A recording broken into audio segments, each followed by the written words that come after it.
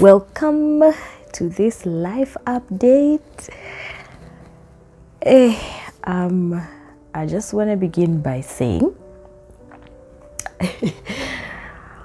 I've been going through it, okay? I've been going through it and I've been wanting to do this update. Not that anyone even asked me, not even that anyone asked me, but accountability, fam. Accountability. When you say you're going to do something, you must do it.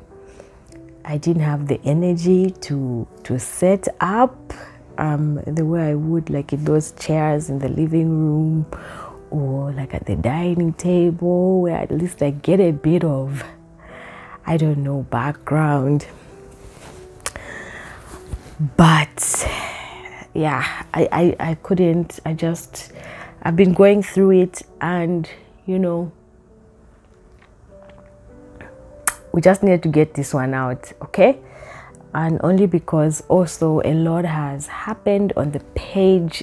I'm sure you've noticed I'm talking about a lot of relationships and whatnot. So I thought it would be important, the way I always do when there's a bit of a shift, to come back and talk about that and why that is happening the way it's happening. I have a cold, do bear with me. And yeah, and also I might speak a bit funny, and perhaps that's where we will start with our updates today. I had to go back last week to the dentist because the teeth were not properly done, so they had to be taken out. I'm experiencing quite a bit of discomfort. So I could, if I was very secure, I would have shown you the teeth at the bottom, but it's a weird situation, and I'm sure, like, as we speak, you'll be able to get glimpses. I hope not, because I'm not very confident about where the teeth are right now, but they had to take them out, and it was like a whole procedure. And it was painful. They actually broke one of my tooth and then replaced it with a pin and belt around it. All I remember was that there was like 4 jabs of anesthesia on my lower. This is the jaw, but what is this? The bottom part of my teeth. Yeah, there was like 4 jabs, then an extra 2. So yeah, guys, I've been going through it, is all I can say. So I have a smaller funny teeth again while I wait to go in and get my new teeth fixed. Hopefully these ones will match the color of my real teeth, and I hope they won't feel as unnatural as the last ones felt, or as uncomfortable as the last ones felt.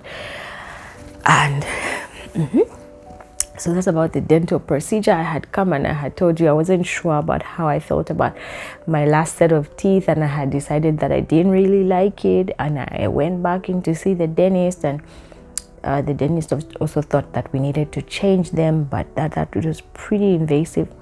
It was more painful than any other procedure I had done before, taking the teeth out, but we took that out. So yeah, don't be scared if you see the situation.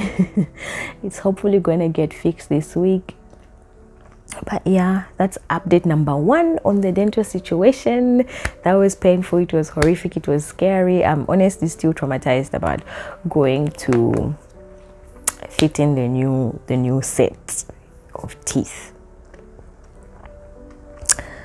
So point number 2, so I wrote some stuff down so that I can share a bit more concisely what I wanted to update you about. And I guess the next place to start would be a couple of months ago, maybe a little more than that. Yeah, no, a couple of months actually, a couple of months ago. I lost a friend. I lost a friend, and like I have said in many posts before, like on my Facebook, because that's where I sort of have a personal blog and I share my emotions and where I'm at, which is one of the changes you have seen on the page lately if you follow me. I lost a friend and it really shifted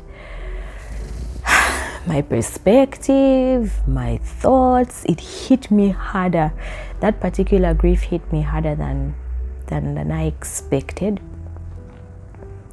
And it really had me thinking, and it has taken me on like an emotional roller coaster.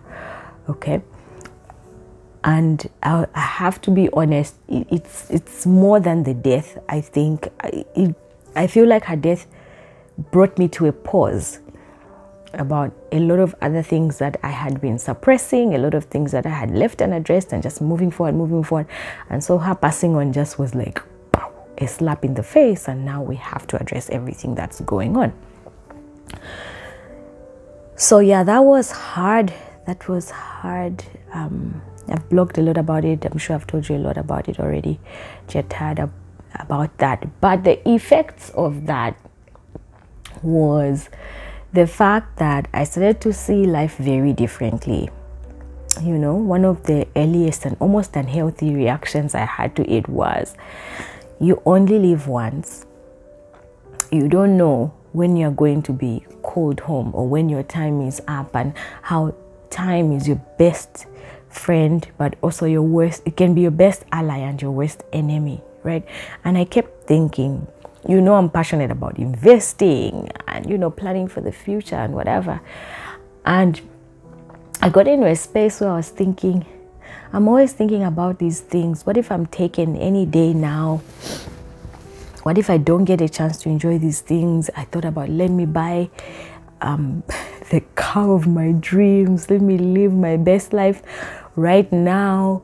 And, you know, and it was coming from not a place of healthy resolve, but from a place of fear and anxiety and just questioning a lot of things. And so I'm grateful that I have some pretty amazing people around me who I could share these anxieties with, who walked me through my emotions, through my thinking process around the grief, not just the grief. And like I've said, I had a lot of other emotional things happening before the passing on of my friend, and we just talked through a lot of that stuff.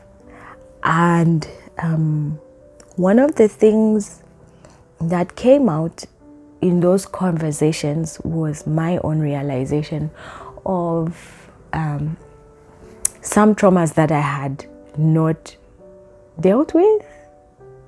Okay, maybe not dealt with. Like in doing Mindful Mondays, something I learned was that we have no control over how our system reacts to trauma, or how trauma happens, right? And so sometimes when trauma happens, the way you deal, it's like you deal with it in phases. So I don't want to say that it was a trauma I had not dealt with, but rather it came back to show me that there was more that needed to be sorted out. Sorry. Yeah, so yeah, it brought certain things to the surface. And the thing with trauma that is not something of your own doing is that it's not your story to tell. It's not, at least it's not your story alone to tell. Okay, let me say like this. Look, you know, I am an open book. I'll tell you I went through this with this one and that one and whatever. But when it comes to the trauma like I experienced it, it's not my story alone to tell. Excuse me, and excuse my sniffing.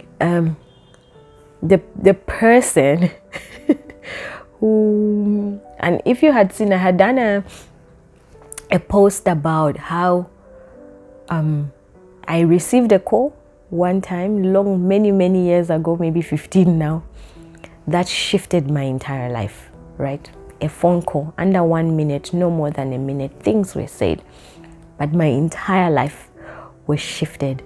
And I never know the person who called me. I don't know if she told me her name. I don't remember now. I just know the content of the conversation just was like pulling a rug up from under my feet, and it's like my entire world changed, and it was just upside down. And it was hard because I was trying to get into law school and exams were coming on Monday. So it was like, I've received this information. What do I do with it? But look, that person told me about someone else. Okay, it's all I can tell you. And that someone else is part of this story, and that someone else may or may not want to discuss that, right? But it's a lot like the story of Paul and the thorn in the flesh. And this is how I think God has been dealing with me in dealing with his trauma, in that the details matter. Yeah, it's true. Like, oh, what is this? What was the event that caused this trauma? What is it that caused the hurt? But more importantly, the narrative that matters is, how did it affect you? Okay, what did it do to you? And how did you work through it? So I know the details of what happened, but also more importantly is understanding the effect of what that event did to me. There's another layer to it that we needed to address, because there was a way I was showing up in relationships that now wasn't healthy. So there's a friend of mine, we talk a lot, and you know, we bounce ideas off each other. And so this one day we're talking and we don't have a debate about something. I was like, oh, we don't have anything to fight about today. Then my friend says, does that mean our friendship is based on fighting? That can't be healthy. And you know, when you've had a moment where something speaks to your spirit, that statement, I didn't only hear it with my ears, it went straight to my spirit, because I knew, and like I told you, at this point I had already experienced the loss. I had already experienced, everything had already come to the surface. So I then realized that I have been in warrior mode for a long time. Okay, and what do I mean when I say I have been in warrior mode? So when that call came, maybe I can take you back, and I hope this is making sense, I don't know. When that call came and shifted my compass, the way I think, the choices I made, who I dated, my perceptions of life, it shifted that. And I looked back and I noticed that every decision I had made from a self-defense point, not so much for growth, not so much, I mean, it masked as growth, you know what I mean? Like, like, for instance, you know, let me give you an example. Like, you know what, I'm a strong, independent woman, what? I love that. I am all that. And I had to get to a place where I acknowledged that I became all that to protect myself. Okay? It was a self-protection mechanism. So it's beautiful, it's good, and I'm glad I did it. But it's the place from which I did it, and I realized what was I had built that, while I love and I give it, I think I give love well, I think, I'm not very good at receiving it. So yes, it was understanding that I had been in warrior mode for a long time, and it was time to let the warrior part of me rest. I don't even know if I'm explaining. I wish I could tell the story, but I can't, because you know what? It's not, I wasn't even the main character of the story, okay? I was just collateral damage, to be fair, at best. So that's another layer of the trauma, right? Because I saw myself as collateral damage, I didn't think that my pain and my reaction was valid. I constantly thought, get over it. It's not like you know, there are people who've gone through worse. You know, there are people who've had real trauma, not this that you're dealing with, right? But the truth is, even my experience, it did stuff to me, okay? And I had to sit in it, and I had to acknowledge it. And back to the story of Paul and the thorn in the flesh. It's not so much what happened, it's what did what happened do to you. And I buried it, and I found myself in self-sabotaging behavior. I did the most. Another effect of that was I lost a lot of my confidence, because that call questioned everything. It made me question everything about my life, okay? What's real? What's not? You know? Like, what parts of my life are actually real? You know? And so I crawled into a shell, and I became a person who I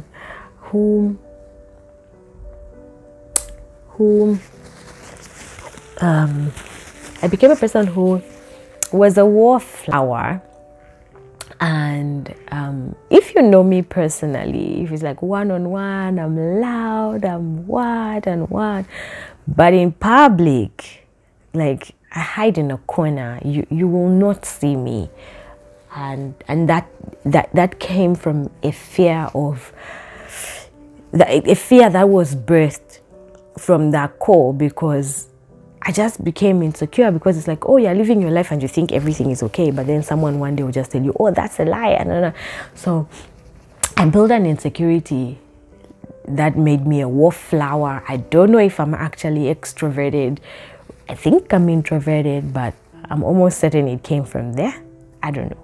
But yeah, growing up, what I remember is I was just a loud, confident kid. But after that call, it was just like, no, I just want to be in my little corner, in my bed, in my bedroom, and yeah, let the world just keep moving, because I don't have the energy. And what that did was I covered a lot of what I like, and I didn't know, like, what do I like? I don't know. I didn't know what I like. And so coming onto social media, I love to give. I love to give. And so that's how the Givers Project Zambia began. We started out the project, helping people in need, helping orphans and widows.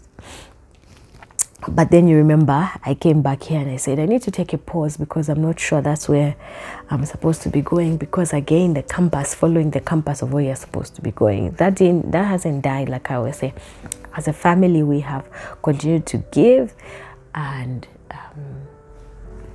you're welcome to come on board if you want to do that. And yeah, that's how I forget now what we transitioned into after that. I think I started to do a lot of personal growth and focusing on women or people in their 30s, because they have I feel like they have unique challenges. And I thought, like, you know what, it's a space that I'm navigating myself and I can share my own journey, my own thoughts, and and that's what I started to do. We rebranded and it became Wisdom and the Word. Before the Mindpreneur, it became Wisdom and the Word, and we're talking about just the wisdom I'm learning and sharing the word.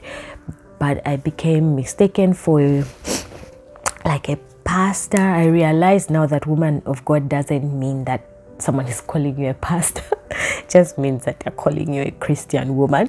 But when I saw someone say, oh yes, woman of God preach, I was like, no, that's not what I want to be. So I went back to the drawing board to rebrand, to look at what I actually wanted to do. And I decided, you know what, I'm passionate about personal growth, and I had failed so much at school. Perhaps I could share the tools that help me. And I had a whole thing with a brand, and it was going okay, and it's still going okay. But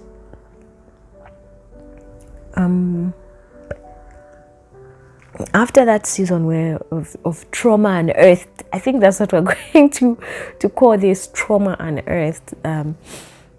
I just realized it's true. There is some truth to the fact that I was feeling like life is short. There was some validity to the fact that I was feeling like life is short, and I just wanted to live from my true, authentic self.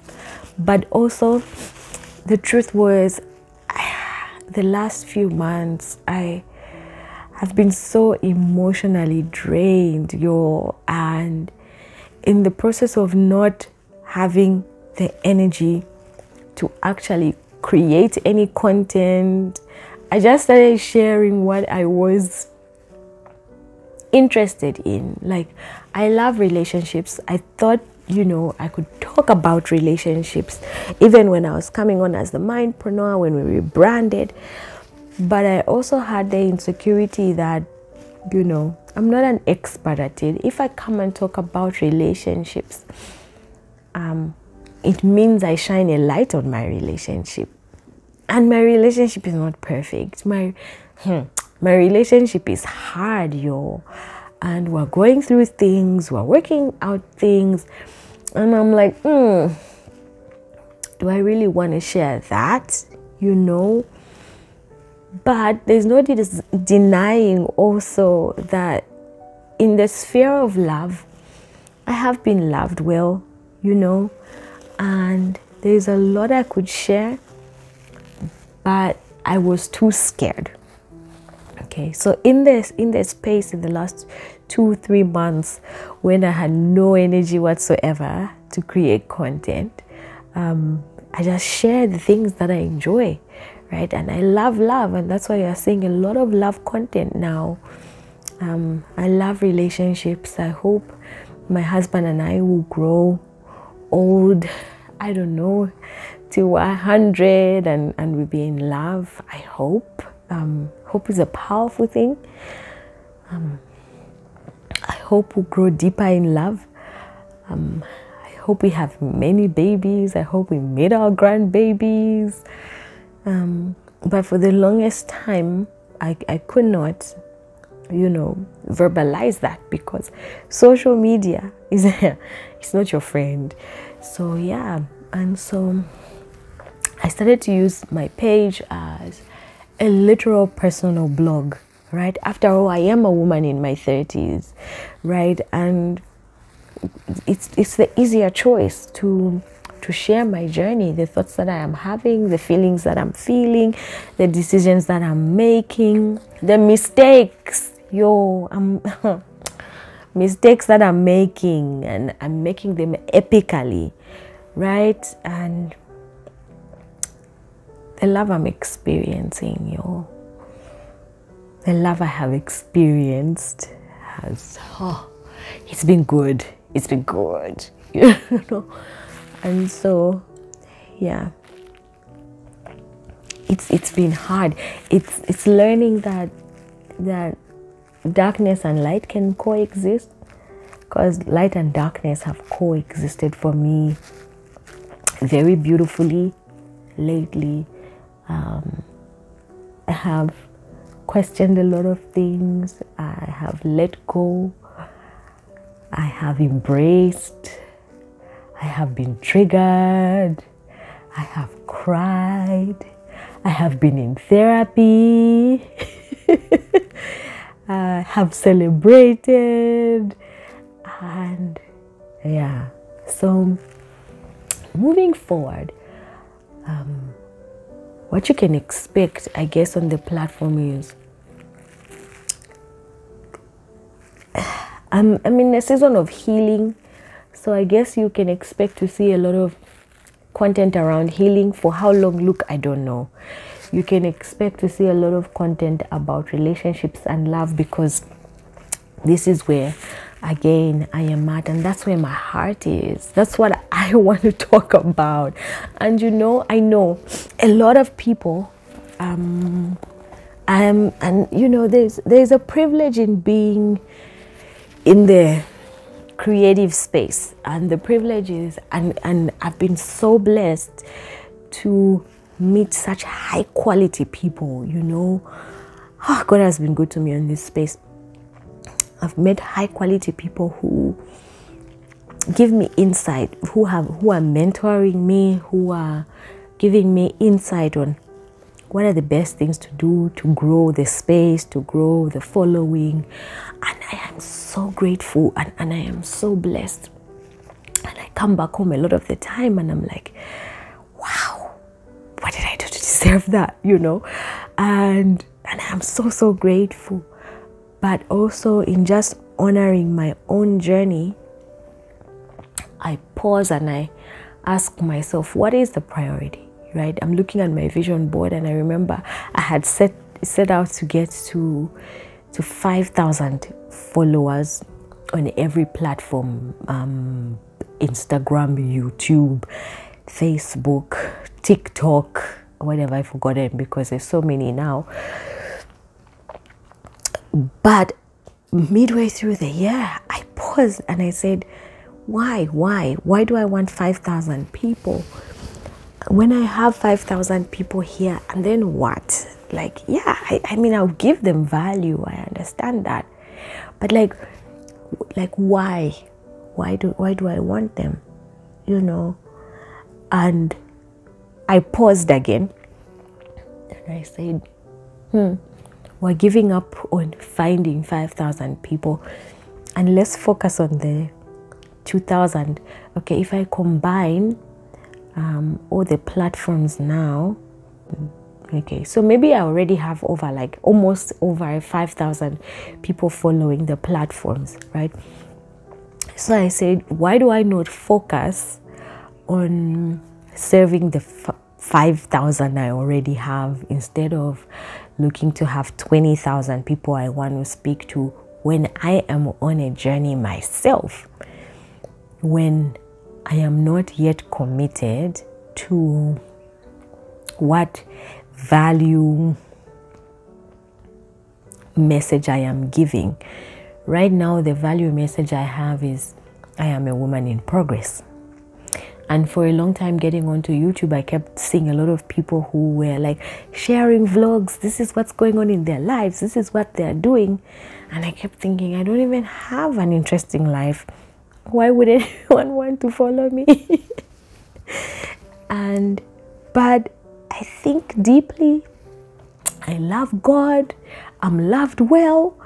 And all these revelations came very recently, and I thought, you know what, let me share that, and that's what I want to do. And I chose to serve the people who are already here, because you know what, these are the people who are reacting. These are the people who message me and tell me, oh, I value your content on relationships because I didn't see it that way. Thank you for sharing content about your experience and thoughts in your 30s, because you came just at the right time. And I kept thinking, yeah, you know, but I wanted to shift the priority, because I realized it's not numbers. And I've said this before in the past, it's never been my priority.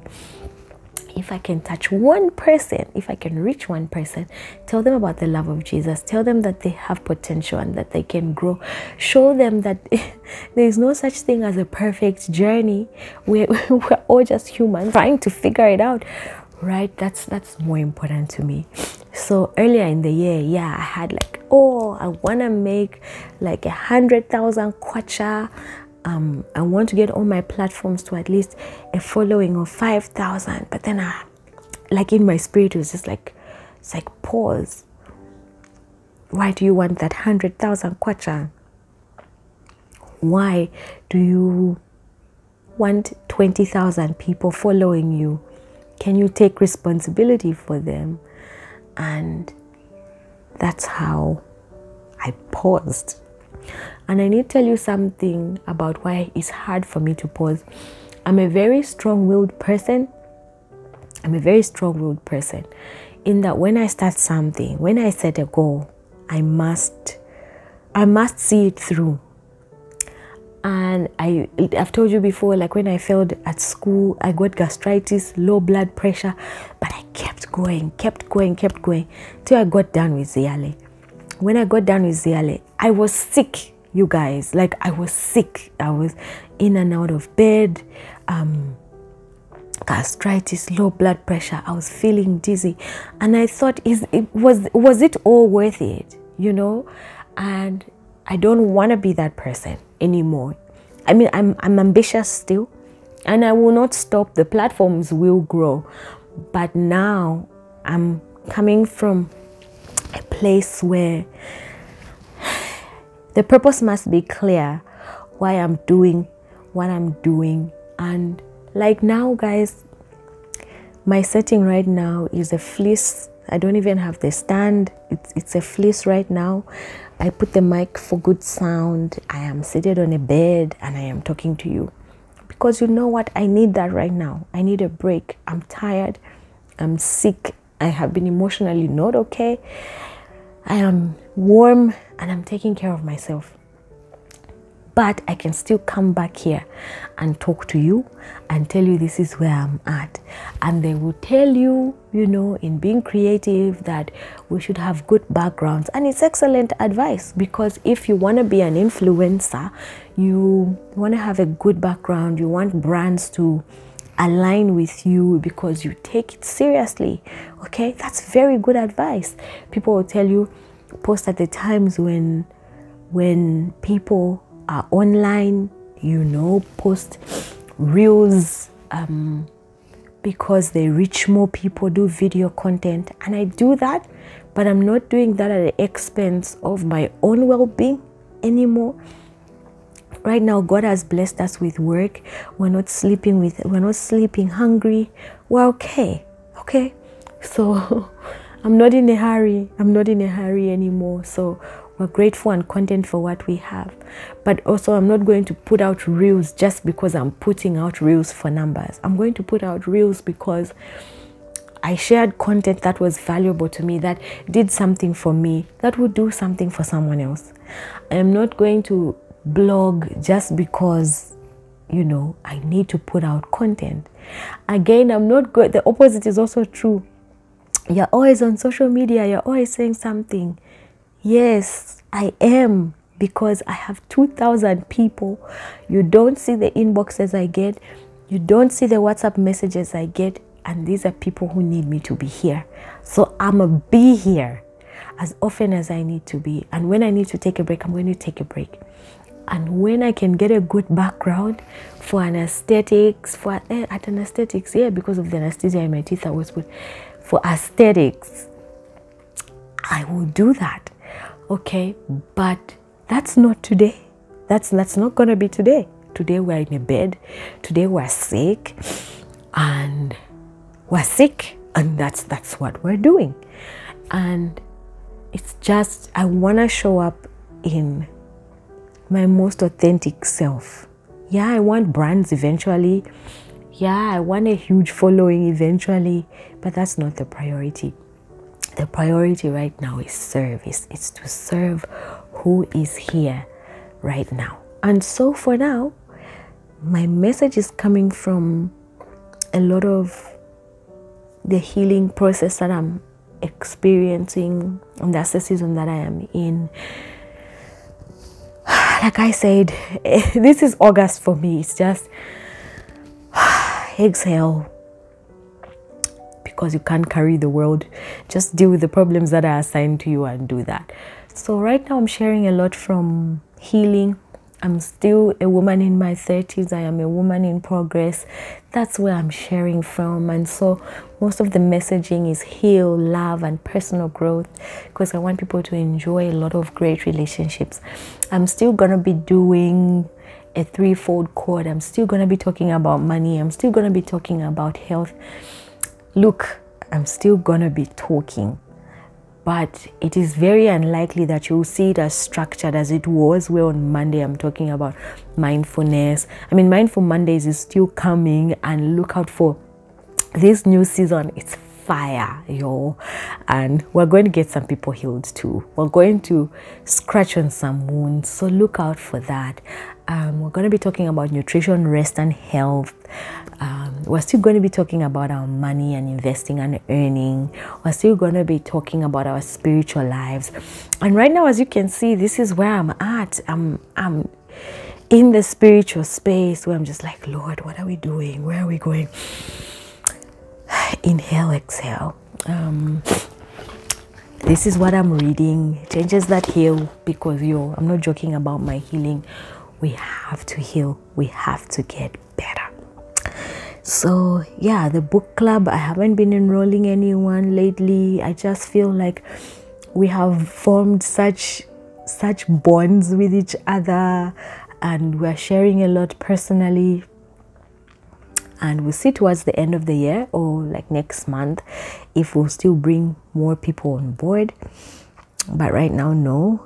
We're about 40 of us in one space, and that's, yeah, we'll see. We'll see. So I'm not enrolling just now. Yeah. So here's to love, here's to healing, and here's to personal growth.